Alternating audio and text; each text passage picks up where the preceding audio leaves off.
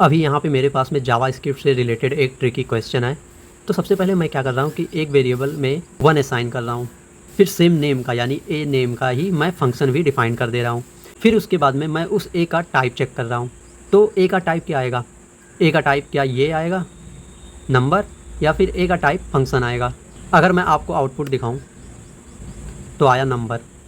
तो नंबर क्यों आया, चलो समझते हैं इसको। ठीक, तो इसमें क्या होगा कि वेरिएबल ए है और दूसरा फंक्शन है, तो वेरिएबल और फंक्शन दोनों होस्टिंग रूल को फॉलो करते हैं, और जब दोनों एक साथ लिखे हों तो सबसे पहले फंक्शन की प्रायोरिटी देखी जाती है। ये किसी स्कोप में रन करेगा तो उस स्कोप में सबसे पहले फंक्शन डिक्लेयर हो जाएगा, लेकिन डिफिनीशन के साथ में डिक्लेयर होता है फंक्शन। तो इसके टॉप स्कोप में फंक्शन डिक्लेयर हो जाएगा इसके डिफिनीशन के साथ में। ठीक, फिर उसके बाद में वेरिएबल ए भी डिक्लेयर होता है, लेकिन वेरिएबल ए केवल डिक्लेयर होता है, उसमें कुछ भी वैल्यू असाइन नहीं होती है, कुछ इस तरीके से। ठीक, अभी यहाँ पे ए की वैल्यू अनडिफाइंड है, ए में कुछ भी असाइन नहीं है।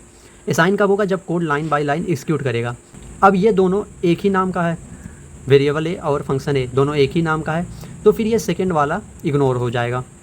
अब कोड क्या करेगा? 1 बाई 1 जब एग्जीक्यूट करेगा तो ए की वैल्यू क्या है? ए की वैल्यू 1 है, तो फिर इस एक फंक्शन ए को ये ओवरराइड कर देगा, यानी अब ए की वैल्यू 1 हो जाएगी, यानी फंक्शन ना होकर ये ए की वैल्यू 1 हो जाएगी।